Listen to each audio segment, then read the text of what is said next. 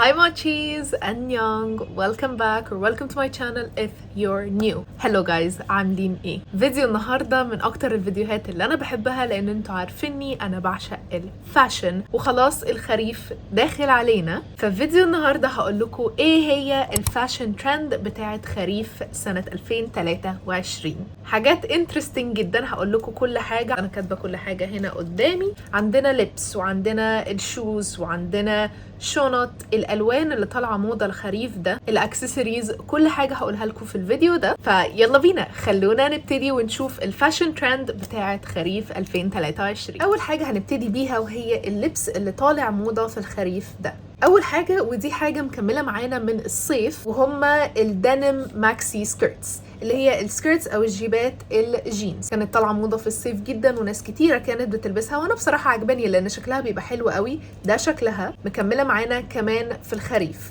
والحلو ان هي بجد تنفع في كل السيزونز لان هي ولا بتحر ولا بتسقع وبتليق على كل حاجه. انا هنا برضو بسيب لكم شويه افكار عشان لو عايزين تاخدوا افكار ازاي تقدروا تلبسوا. حاجه بقى لاحظتها في الخريف ده وان هم ماسكين قوي في الكلاسيك لوك اكتر، وهي البليزرز، وبالذات بحب البسها في الخريف او في الشتاء لان شكلهم بجد بيبقى شيك جدا. السنه اللي فاتت البليزرز اللي كانت طالعه موضه كانت الاوفر سايزد بليزرز، السنه دي عملوا العكس تماما، برضو بليزرز طالعه موضه في الخريف ده، ولكن اللي هم ضيقين من عند الوسط ده برضو بيبقى شكلهم، عايزه اقول لكم شكلهم انيق جدا. هو بليزر فممكن حتى يبقى اوفر سايزد عادي، ولكن من عند الوسط بيبقى جاي كده ضيق فبيبقى شكله اليجنت جدا. فانا عاجبني قوي ان دي حاجه طالعه ترند لان شكله حلو جدا. حاجه برضو مكمله معانا وبتكمل معانا كل خريف وشتاء وهي الكوتس اوفر سايزد او مقاساتكم. الكوتس دي بجد حاجه ما ينفعش مره ما تطلعش ترند لان هي حاجه كده بيسك، حاجه اساسيه، لان بجد تقدروا تلبسوها بمليون طريقه. بس الكوتس مكمله معانا. انا عايزه اعلم على اللي احنا قلناه الحاجات اللي طالعه برضو ترند الخريف ده الميني او الشورت كارديجنز. ده بيبقى شكلها برضو بيبقى شكله اليجنت جدا، وانا بحب اعملهم ستايلينج مع سكيرت. الوانهم بقى مختلفه، يعني بينزلوا بالوان حلوه قوي، بيربل، باستيل، كل الالوان الباستيل بينزل برضو الوان كده صريحه. فعامه الشورت كارديجنز دي طالعه موضه قوي السنه. من الحاجات اللي عجبتني قوي برضو طالعه ترند الخريف ده هتكمل معانا كمان في الشتاء، وهما اللونج لاين نيتس. يعني ايه لونج لاين نيتس؟ اللي هما البلوفرز الطويله الواسعه، بيكونوا اوفر سايزد وكمان طوال، يعني مش بيبقوا اوفر سايز مثلا وقصيرين، لا بيبقوا طوال، وده بيبقى شكلهم. انا بقى دي اكتر حاجه عجباني تقريبا في الترند ده بتاع الخريف، لان اولا بيبقى شكلهم كيوت كده وكوزي وكمان مريحين، فهينفعوا لو انتوا بتروحوا جامعه بتروحوا دروس، واهم حاجه ان هم اوفر سايزد ومريحين، يعني واسعين ومريحين، ودي اهم حاجه صراحه في اللبس. كده نكون اخدنا شويه لبس طالع موضه في الخريف وهيكمل معانا كمان في الشتاء. تعالوا نخش بقى على الالوان اللي طالعه موضه الخريف ده. الوان مختلفه جدا عن السنه اللي فاتت، تعالوا بقى اقول لكم عليهم.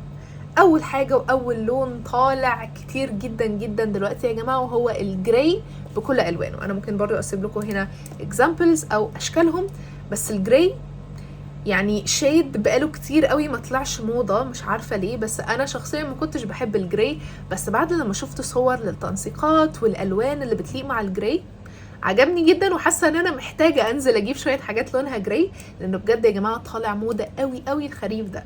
فالجراي لو عندكم اي حاجه جراي في الدولاب طلعوها لان هي طلعت موضه تاني لون، وبرده ده لون جديد في الخريف، او مش جديد قوي بس بالذات الدرجه دي منه جديده، وهو الاحمر الفايبرنت، الاحمر الصريح طالع موضه يا جماعه بطريقه مش طبيعيه الخريف ده، واعتقد ان هو هيكمل معانا كمان في الشتاء. زي ما انتم شايفين ناس بيلبسوه في بليزرز، في كوتس، بس انا اصلا كفرح مش بحب قوي اللون الاحمر، يعني تقريبا ما عنديش اي حاجه لونها احمر في الدولاب. ولكن احنا بقى ممكن نعمله بطريقه تانية، مثلا ممكن نلبس جراي بما انه طالع موضه، ومثلا الشنطه او الجزمه يبقى لونهم احمر، فدي طريقه اللي هو نفضل كده اون ترند. وحاسه صراحه الالوان كيوت، يعني تخيلوا كده لابسين كود جراي مش عارفه ايه ورحنا حاطين شنطه حمراء او شوز حمراء، بوت احمر، بجد انا متخيله اللوك تحفه، لان انا دخلت على بنترست وقعدت ادور لقيت حاجات زي دي. لا حسيت ان بجد اللون حلو، وحاسه ان انا محتاجه اديله فرصه. ولو انتم مالكوش في الاحمر زيي ممكن درجه من الاحمر، يعني في الدرجه دي عجباني جدا، انا مش عارفه اسمها قوي، ممكن مارون مش عارفه، بس يعني الدرجه دي من الاحمر عجباني جدا، سوبر اليجنت وحاساها حلوه جدا، ممكن اجيب منها كتير. ثالث لون طالع موضه مع انه ما كانش موضه بقاله كذا سنه، وهو النيفي بلو اللي احنا بنسميه كحلي. ده برضو من الالوان اللي انا ما كنتش بتجه ليها قوي، ولكن لما شفت له برضو تنسيقات عجبني جدا، وبيليق برضو على حاجات كتيره جدا. يعني هو لون اساسي زيه زي الاسود، لون جديد وغريب وبجد عجبني جدا يا جماعه. كان السنين اللي فاتت اللون الاصفر اللي طالع موضه اللي هو لون المستردة، عارفينه، انا بجد بجد ما بحبش اللون ده خالص. اللون بقى الاصفر اللي طالع موضه السنه دي رهيب يا جماعه، كيوت قوي، اللي هو الاصفر الباستيل اللي هو اللون ده. ايه الجمال ده، حسيته لون صيفي، فانا ما توقعتوش ان هو يطلع لون موضه في الخريف او في الشتاء، بس يعني اتفاجئت لما لقيته لا ومنتشر قوي بقى. يعني هما الناس منزلين منه حاجات كتيره، كوتس لونها اصفر اللون ده، شنط، بنطلونات، تيشرتات، الكارديجانز اللون ده، حاجات كتيره قوي، بس حاجه جديده ومختلفه. مش عارفه، قولوا لي رايكم في اللون ده ايه، بس انا عاجبني ان هو لون هادي وباستيل مش صريحه زي الماسترد اللون، بس ده لون مش جديد، يعني هو لون موجود في كل خريف، وهو الشوكليت براون اللي هو اللون ده من البني، مش اي لون من البني. بس انا كفرح هلبس كل الالوان البني عشان انا بقيت احب البني قوي في الشتاء وفي الخريف، بس الشوكليت براون بالذات اللي هي الدرجه دي من البني طالعه موضه جدا، وبجد انا بحسها لون خريفي جميل جدا، بجد حلو قوي. تعالوا بقى نخش في اكتر حاجه انا بحبها، وهي الشوز. حاجه يا جماعه منتشره في كل المحلات، وانا مش عارفه لو انا موافقه مع الترند ده ولا لا، وهي الباليرينا. عارفين الباليرينا العاديه اللي احنا بنجيبها وبنلبسها، بس دي شبيهه جدا للباليرينا اللي بيرقصوا بيها، فانا بالنسبه لي حاساها حاجه ويرد شويه او حاجه مختلفه، بس نازله بطريقه رهيبه في المحلات، في البراندز اللي هي المعروفه بقى، شانيل والحاجات دي منزلينها برضو. الغريب ان هي عجباني على الناس، بس انا مش عارفه هل انا اقدر اشتريها ولا لا والبسها. عايزه اقول لكم برضو الباليرينات العاديه اللي هي شكل بقى الباليرينا اللي احنا متعودين عليه، دي برضو طالعه موضه، فلو عندكم باليرينا عندكم في البيت مش تلبسوها طلعوها يا جماعه عشان طلعت موضه. برضو من الحاجات الاليجنت قوي اللي انا عجباني جدا طالعه موضه، الهيلز القصيره، سبيشالي اللي بتكون مفتوحه من ورا وبيكون كده ليها خيط او زي بتاع من ورا. انا هسيب لكم هنا صور برضو عشان تفهموا اكتر.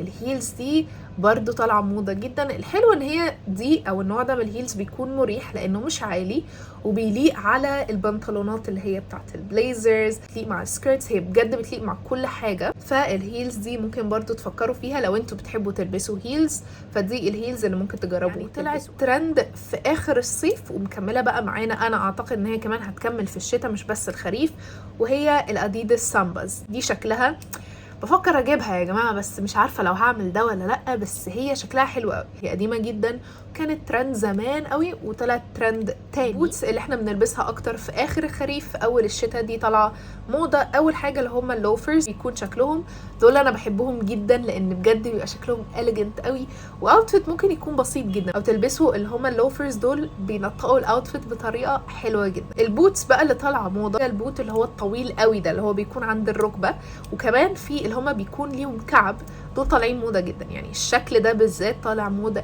قوي قوي قوي الخريف والشتاء. برضو من الحاجات الحلوه جدا اللي بقالها برضو فتره انا حاسه ان هي ما كانتش ترند، وهي البلتس او الحزمه، وبيلبسوها بقى بكل الاحجام، حزمه رفيعه جدا، حزمه نص نص اللي هي المقاس العادي، حزمه كبيره تلبس على بليزرز، على قمصان. الحزمه طلعوها يا جماعه عشان اتس بيج ترند دلوقتي. فاضل لنا الاكسسوارز والشنط.